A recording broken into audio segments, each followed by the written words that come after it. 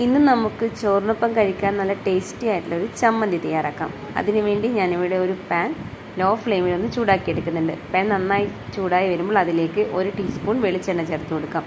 വെളിച്ചെണ്ണ ചൂടായി വരുമ്പോൾ അതിലേക്ക് ഒരു 1/4 ടീസ്പൂൺ ചെറിയ ജീരകം ചേർത്തിട്ട് അതൊന്ന് മൂത്ത് വരുമ്പോൾ നമുക്ക് ഫ്ലെയിം ഓഫാക്കിയതിന് ശേഷം 1 ടീസ്പൂൺ നല്ല എരിവുള്ള മുളക് പൊടി ചേർത്തിട്ട് ഒന്ന് നന്നായിട്ട് റോസ്റ്റ് ചെയ്ത് മുളക് പൊടി ഒട്ടും തന്നെ കരിഞ്ഞു പോകാതെ പ്രത്യേകം ശ്രദ്ധിക്കണം.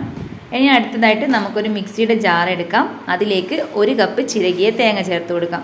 ഇനി ഇതിലേക്ക് പുളിക്ക് ആവശ്യമായിട്ട് ഞാനിവിടെ 1 കഷ്ണം പുളി ചേർത്തിട്ടുണ്ട്. പിന്നെ 2 അല്ലി വെളുത്തുള്ളിയും 4-5 ചെറിയുള്ളിയും കുറച്ച് കറിവേപ്പിലയും കൂടാതെ നമ്മൾ നേരത്തെ റോസ്റ്റ് ചെയ്ത് മാറ്റി വെച്ചിട്ടുള്ള ജീരകത്തിൻ്റെയും മുളക് പൊടിയുടെയും ഒരു മിക്സും ഇതിലേക്ക് ചേർത്ത് കൊടുക്കാം.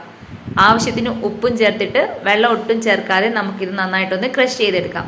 അപ്പോൾ ഒരുപാട് അങ്ങ് അരഞ്ഞു പോവണ്ട, നന്നായിട്ടൊന്ന് ഒതുക്കിയെടുത്താൽ മതിയാകും. അപ്പോൾ നമ്മുടെ വളരെ ടേസ്റ്റി ആയിട്ടുള്ള ചമ്മന്തി ഇവിടെ റെഡി ആയിട്ടുണ്ട്.